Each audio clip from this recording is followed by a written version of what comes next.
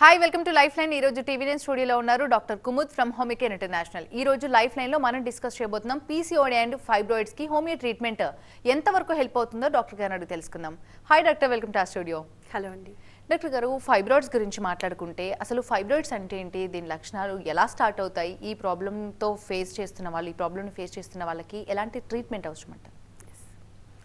So మన body లోపల చాలా సిస్టమ్స్ అనేది ఉంటున్నాయి. దాంట్లో ఒక ఇంపార్టెంట్ సిస్టమ్ ఉంటుంది, రిప్రొడక్టివ్ సిస్టమ్. రిప్రొడక్టివ్ సిస్టమ్ అంటే ఏంటిది, ఆడవాళ్ళైనా సరే మగవాళ్ళలో అయినా సరే రీప్రొడక్షన్ కోసానికి ఏదైతే సిస్టమ్ ఉంటుంది, దాంట్లో ఏదైతే అన్ని ఆర్గన్స్ ఉంటున్నాయో ఆ కంప్లీట్ ఆర్గన్స్కి ఒక సైకిల్ అనేది ఉంటుంది. ఆ కంప్లీట్గా స్టడీ ఏదైతే మనం చేస్తామో ఆ స్టడీకి మనం ఒక రిప్రొడక్టివ్ స్టడీ అనేది అంటారు. రిప్రొడక్టివ్ సిస్టమ్కి ఏదైతే సంబంధించిన ప్రాబ్లమ్స్ ఉంటాయో ఆడవాళ్ళు మనం దానికి గైనెక్ ప్రాబ్లమ్స్ అనేది అంటూ ఉంటాం. సో మనం చూసే గైనెక్ ప్రాబ్లమ్స్లో అన్నిటికంటే ఇంపార్టెంట్గా మనం అర్థం చేసుకోవాలి, రిప్రొడక్టివ్ సిస్టంలో బేసిక్గా ఎలాంటి ఆర్గన్స్ అనేది ఉన్నాయి అండ్ కంప్లీట్ సైకిల్ అనేది ఎలా ఉంటుంది. సో బేసిక్గా ఒక అమ్మాయి, ఒక గర్ల్ చైల్డ్ బోర్న్ అయినప్పుడు జనరల్గా 9 months ఏదైతే టైం ఉంటుందో దాంట్లో ఆఫ్టర్ 3 months to 6 monthsలో ఈ రిప్రొడక్టివ్ సిస్టమ్ అనేది జనరల్గా కంప్లీట్గా డెవలప్ అనేది అవుతుంది. అండ్ బర్త్ అయిన తర్వాత ఒక 15 years వరకు ఈ కంప్లీట్ రిప్రొడక్టివ్ సిస్టమ్ అనేది కంప్లీట్గా మెచ్యూర్ అనేది అవుతుంది. సో ఒక అమ్మాయికి, ఒక ఆడవాళ్ళలో రిప్రొడక్టివ్ సిస్టమ్ అనేది మనం అర్థం చేసుకోవాలంటే ఫస్ట్ ఆఫ్ ఆల్ మన అబ్డామెన్ ఉన్న కింది భాగంలో జనరల్గా పెల్విక్ రీజియన్ అనేది మనం దీనికి అంటూ ఉంటాం.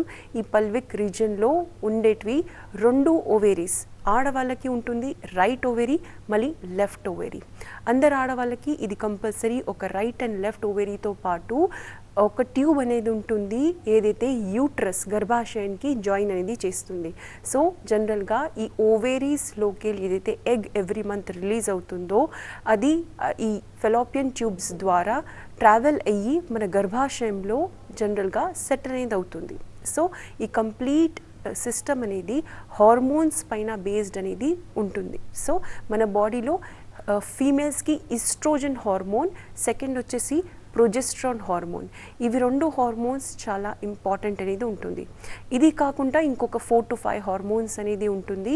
బికాస్ ఆడవాళ్ళలో రీప్రొడక్టివ్ సిస్టమ్ అనేది ఎక్కువగా కాంప్లెక్స్ అండ్ ఎక్కువగా వేరియేషన్స్ అనేది ఉంటుంది. అంటే చాలా కంప్లీట్ ఒక స్ట్రక్చర్ కంప్లీట్ చేయడానికి మల్టిపుల్ ఆర్గన్స్ అనేది ఇన్వాల్వ్ అనేది అవుతున్నది. So every month right and left ఓవరీలో ఒక ఫాలికల్ అనేది మెచ్యూర్ అయ్యి ఎగ్ రూపంలో అది కన్వర్ట్ అవుతుంది.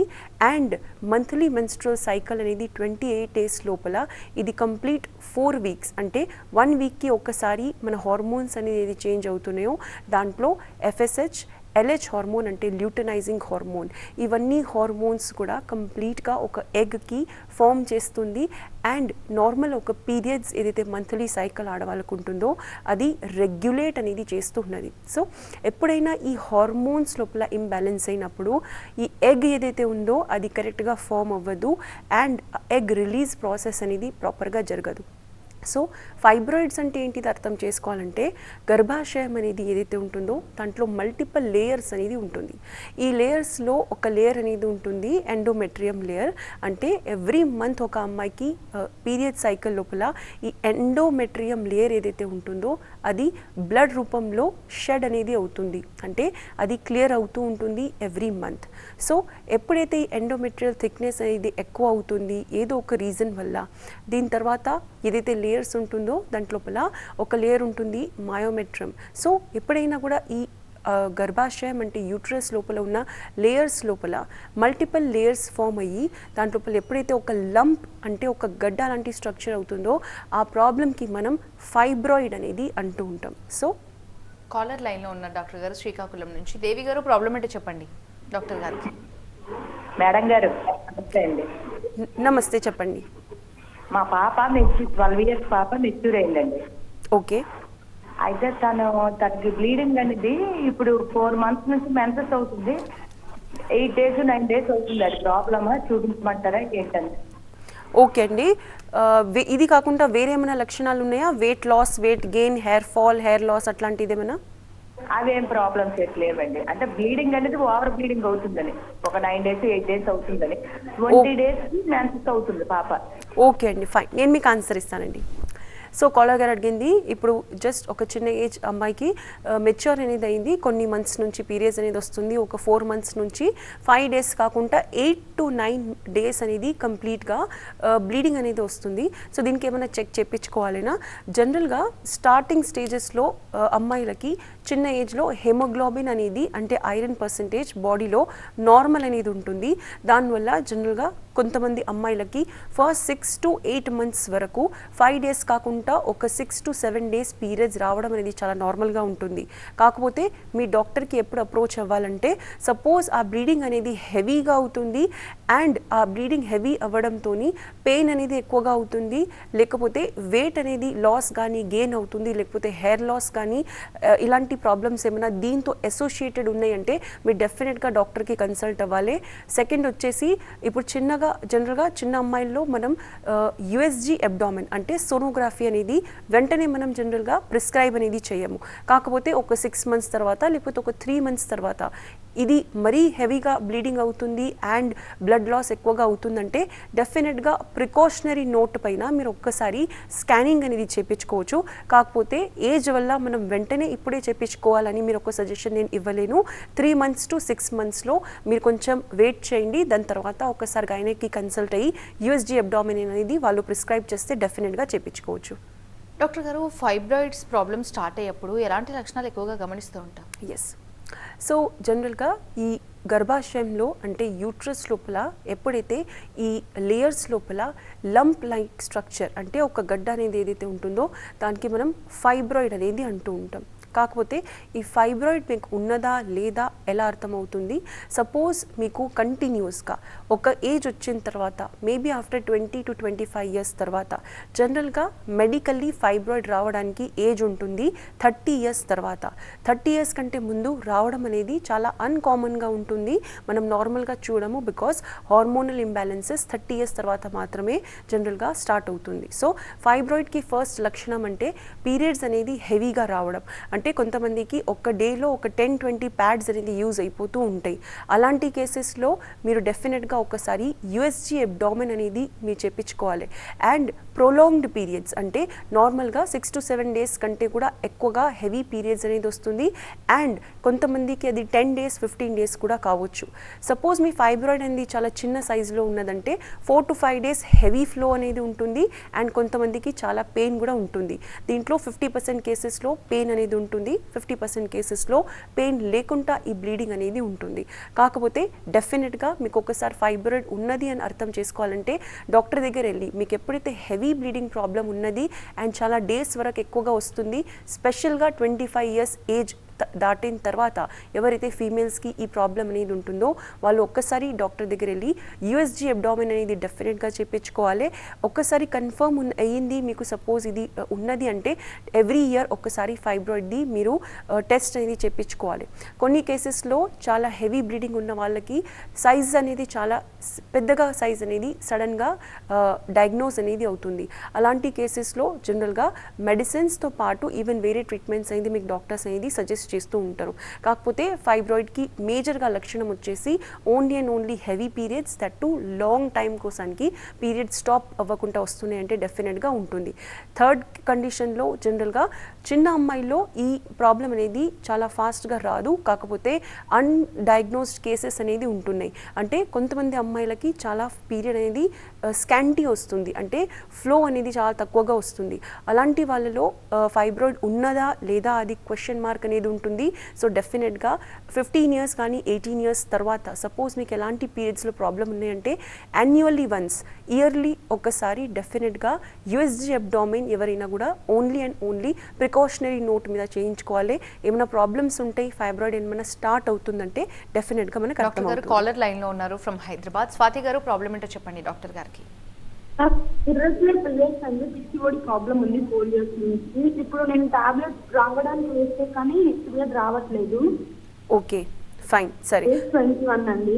ఓకే, థైరాయిడ్ ఏమైనా ఉందా? లేదండి, థైరాయిడ్ టెస్ట్ కూడా చేయించాము, లేదండి. ఓకే అండి, నేను మీకు ఆన్సర్ ఇస్తాను.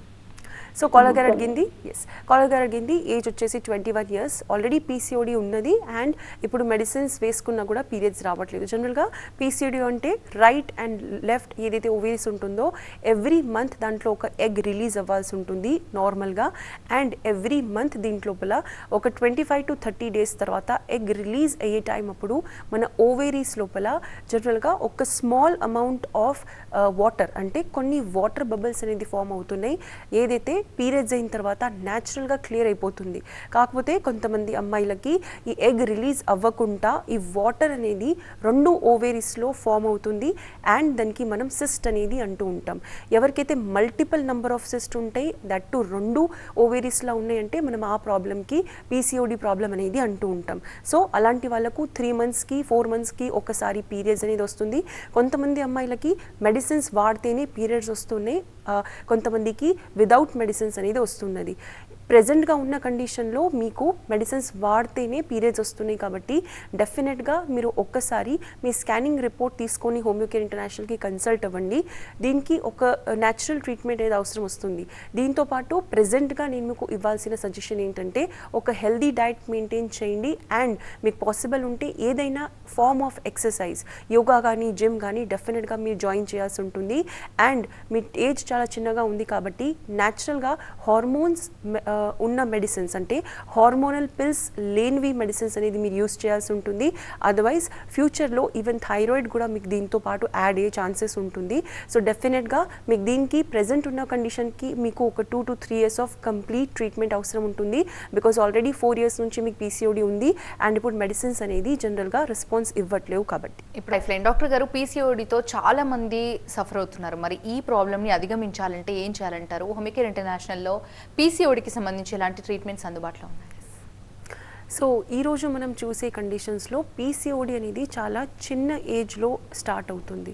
సో జనరల్గా పీసీఓడి అంటే మనం ఇంతకుముందు డిస్కస్ చేసుకున్నట్లు రైట్ ఇంకా లెఫ్ట్ ఓవేర్లో ఎప్పుడైతే మల్టిపుల్ వాటర్ బబుల్స్ ఏదైతే ఫామ్ అవుతుందో ఆ ప్రాబ్లమ్కి మనం పాలిసిస్టిక్ ఓవేరియన్ డిజీజ్ అనేది అంటూ ఉంటాం. కొన్ని కేసెస్లో మంత్లీ పీరియడ్స్ అనేది ఉంటుంది పీసీఓడిలో, అయినప్పటికీ కూడా రిపోర్ట్స్ లోపల పీసీఓడి అనేది డెఫినెట్గా కనిపిస్తూ ఉంటుంది.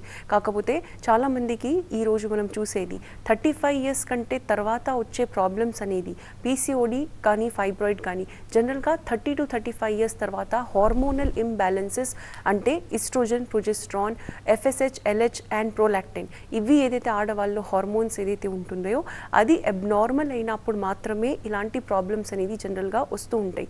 కాకపోతే ఈరోజు మనం చూసేది ఏంటంటే చిన్న ఏజ్లో ఒక 10 years నుంచి 15-16 years ఏజ్ గ్యాప్లో ఎప్పుడైతే అమ్మాయిలు ఒక హెల్దీ ఫుడ్ అనేది తీసుకోరు, న్యూట్రిషన్ అనేది తగ్గిపోతుంది, ఎక్సర్సైజ్ లేకుండా పోతుంది, ఎండలో విటమిన్ డి అనేది మనకు అవసరం ఉంటుంది, అవైలబుల్ అనేది ఉంటుంది, అది లేనప్పుడు ఇవన్నీ ఫ్యాక్టర్స్ కలిసినప్పుడు 18 years తర్వాత కానీ ఈవెన్ 15 years మనం చూసిన కేసెస్లో కొంతమందికి 14 years అలాంటి చిన్న ఏజ్ గ్రూప్లో కూడా ఈరోజు మనం చూసేది ప్రాబ్లం ఒకటి పీసీఓడి.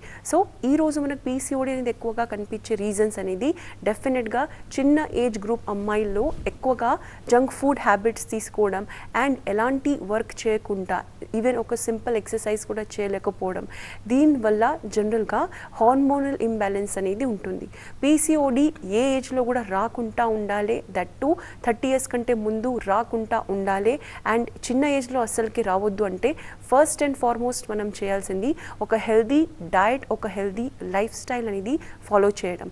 బికాస్ మన హార్మోన్స్ అనేది జనరల్గా మంచి విటమిన్స్ అండ్ ప్రోటీన్స్తోని ప్రిపేర్ అనేది అవుతుంది.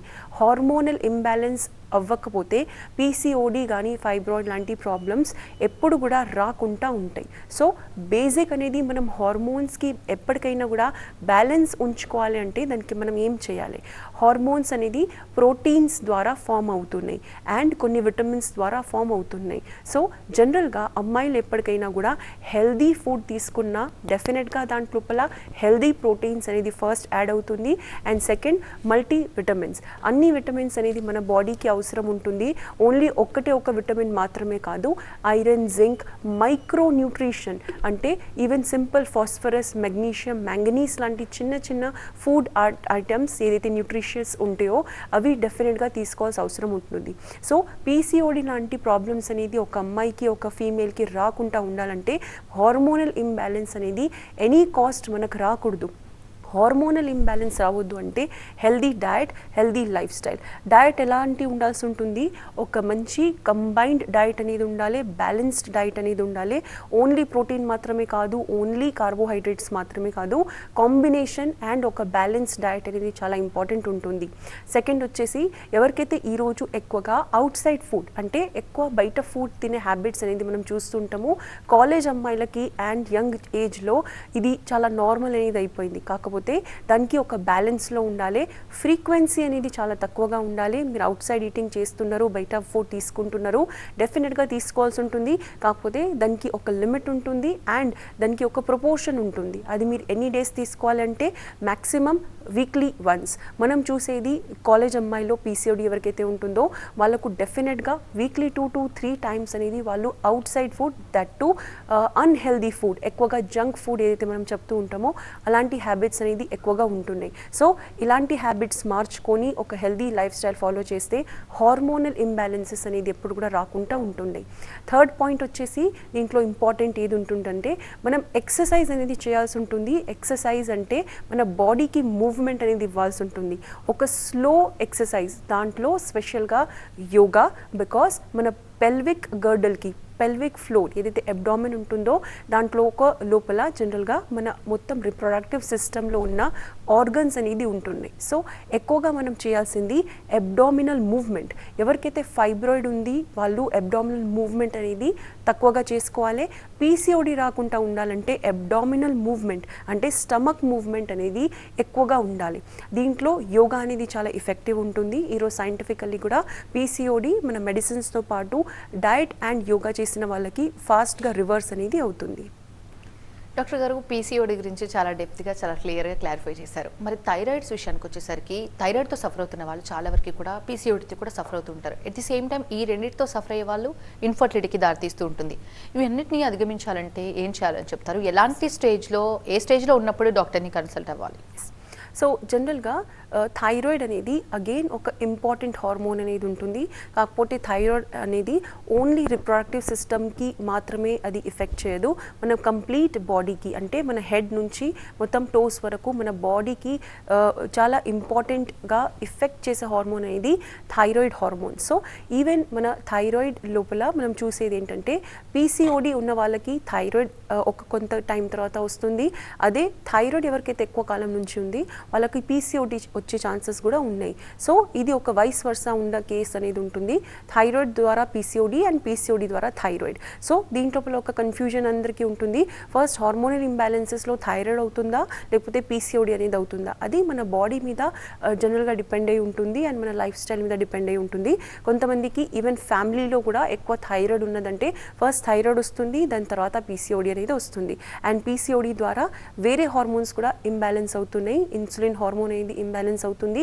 సో పీసీఓడి ఉన్న వాళ్ళకి ఈవెన్ డయాబెటీస్, షుగర్ కూడా వచ్చే ఛాన్సెస్ అనేది ఉంటుంది. సో ఇన్ఫర్టిలిటీకి రెస్పాన్సిబుల్ ఏంటంటే థైరాయిడ్, పీసీఓడి రెండు మనం మేజర్గా చూసే కండిషన్స్. అండ్ ఇన్ఫర్టిలిటీ అంటే జనరల్గా మ్యారేజ్ అయిన ఫస్ట్ 1 year లోపల నార్మల్గా ఒక బేబీకి ప్లాన్ చేసినా మీకు ప్రెగ్నెన్సీ కన్సీవ్ అవ్వట్లేదు అంటే డెఫినెట్గా మనం దీనికి ప్రైమరీ ఇన్ఫర్టిలిటీ అనేది అంటూ ఉంటాం. సో ఈ ఇన్ఫర్టిలిటీ ప్రాబ్లమ్స్ రాకుండా ఉండాలంటే అగైన్ అన్ని హార్మోన్స్ ఏదైతే ఉంటున్నాయో ఆ హార్మోన్స్ బ్యాలెన్స్లో ఉంటే ఇలాంటి ఇన్ఫర్టిలిటీ ప్రాబ్లమ్స్ అనేది ఎప్పుడు కూడా రాకుండా ఉంటుంది. స్పెషల్గా ఆడవాళ్ళకి ఒక కాంప్లెక్స్ రిప్రొడక్టివ్ సిస్టమ్ ఉంటుంది అండ్ హార్మోన్స్ మల్టిపుల్ ఉంటున్నాయి కాబట్టి ఆడవాళ్ళు ఈ థైరాయిడ్, పీసీఓడి అనేది ఫాస్ట్గా వస్తుంది అండ్ దాని ద్వారా ఇన్ఫర్టిలిటీ అనేది జనరల్గా వస్తూ ఉన్నది. సో అగైన్ ఇన్ఫర్టిలిటీ రాకుండా మనం హార్మోనల్ ఇంబ్యాలెన్సెస్ రాకుండా ఏదైతే మనం స్టెప్స్ చెప్పామో అగైన్ అవే ఫాలో చేస్తే హార్మోనల్ ఇంబ్యాలెన్సెస్ లేకుండా ఉంటుంది అండ్ దాని ద్వారా ఇన్ఫర్టిలిటీ కూడా రాకుండా ఉంటుంది. డాక్టర్ గారు ఫైబ్రాయిడ్స్ అనేది నెగ్లెక్ట్ చేస్తే ఎలాంటి కాంప్లికేషన్స్ వస్తాయి డాక్టర్? సో జనరల్గా ఫైబ్రాయిడ్లో ఒక అన్ఫార్చునేట్గా మేజర్ కాంప్లికేషన్ అంటే హెవీ బ్లీడింగ్ రావడం వల్ల ఫీమేల్స్కి బ్లడ్ లాస్ ఎక్కువగా అవ్వడం వల్ల ఎనీమియా అంటే హెమోగ్లోబిన్ తగ్గిపోతుంది అండ్ వీక్నెస్, ఎక్స్ట్రీమ్ వీక్నెస్ అనేది వస్తుంది. బికాస్ బ్లడ్ లాస్ అయినప్పుడు ఐరన్తో పాటు B12 మన విటామిన్ B12 కూడా మన బాడీలో తగ్గిపోతుంది. దాని ద్వారా మొత్తం బాడీలో పెయిన్స్ రావడం, స్పెషల్గా కాఫ్ మసిల్స్ అంటే లెగ్స్లో ఉన్న మసిల్స్ ఏదైతే ఉంటున్నాయో అది ఎక్కువగా హెవీగా పెయిన్ రావడం అండ్ ఎక్స్ట్రీమ్ వీక్నెస్ రావడం, ఫటీగ్ రావడం అనేది జరుగుతుంది. సో కొంతమంది కేసెస్లో ఫైబ్రాయిడ్ అనేది చాలా హెవీగా ఉంటుంది, వాళ్ళకి బ్లీడింగ్ అనేది కంటిన్యూస్గా 20 days వరకు కూడా ఉండే ఛాన్సెస్ అనేది ఉంటుంది. అలాంటి కండిషన్లో జనరల్గా ఒక ఏజ్ వచ్చిన తర్వాత డాక్టర్స్ అనేది సడన్గా ఎమర్జెన్సీ సర్జరీ అంటే ఫైబ్రాయిడ్ కన్నా తీయాల్సి ఉంటుంది, లేకపోతే 40 years అబౌవ్ ఉన్న వాళ్ళకి బికాజ్ మెనోపాజల్ స్టేజ్ ఉంటుంది. అలాంటి వాళ్ళకి డాక్టర్స్ ఫైబ్రాయిడ్ ఐడెంటిఫై అయిన తర్వాత మొత్తం కంప్లీట్ హిస్టరెక్టోమీ అంటే యూట్రస్ రిమూవ్ చేయాలని సజెషన్ అనేది ఇస్తూ ఉంటారు. సో మన ఫైబ్రాయిడ్స్ వచ్చినప్పుడు వన్ ఆఫ్ ద కాంప్లికేషన్స్ అంటే సడన్ ఎమర్జెన్సీ సర్జరీ అంటే యూట్రస్కి తీయడం అనేది జనరల్గా జరుగుతుంది. ఆ కండిషన్ రాకుండా ఉండాలంటే డెఫినెట్గా ఒక్కసారి మీకు ఫైబ్రాయిడ్ వచ్చింది అని ఐడెంటిఫై చేసుకున్న తర్వాత మీరు మీ బ్లీడింగ్కి కంట్రోల్ చేసుకోవాలి. అండ్ మన హోమియోకేర్ గురించి చెప్పాలంటే ఆ ఫైబ్రాయిడ్ సైజ్కి ఫస్ట్ ఆఫ్ ఆల్ మనం తగ్గిస్తాము అండ్ బ్లీడింగ్కి అనేది మనం కంట్రోల్ చేస్తూ ఉంటాము. ఈ కంప్లీట్ ప్రాసెస్కి అనేది టైం అనేది ఎంత ఉంటుంది, 30 days to 6 months depending upon me fibroid size ఎంతగా ఉంది. చాలామందికి ఫైబ్రాయిడ్తో పాటు కూడా థైరాయిడ్ కూడా ఉంటుంది, అలాంటి వాళ్ళకు ఎక్కువ టైం పడుతుంది. అండ్ ఫైబ్రాయిడ్తో పాటు వేరే డయాబెటీస్ కానీ థైరాయిడ్ కానీ బీపీ ప్రాబ్లమ్స్ లేవు. బికాస్ 40 years తర్వాత జనరల్గా ఫైబ్రాయిడ్ అనేది చాలా కామన్గా మనం చూస్తూ ఉంటాము. అలాంటి వాళ్ళకు బీపీ కూడా స్టార్ట్ అయ్యే ఛాన్సెస్ అనేది ఉంటుంది. సో అన్నీ నార్మల్ ఉన్నాయి అంటే డెఫినెట్గా మీరు ఓన్లీ మెడిసిన్స్ ద్వారా విదౌట్ సర్జరీ హిస్టరెక్టోమీ లేకుండా యూట్రస్కి నార్మల్ నుంచి కూడా మీరు ఫైబ్రాయిడ్ రిమూవల్ అనేది హోమియో ద్వారా డెఫినెట్గా చేసుకోవచ్చు. Thank you doctor, thanks for being here. ఇది వాటి లైఫ్ లైన్. చూస్తూనే ఉండండి TV9.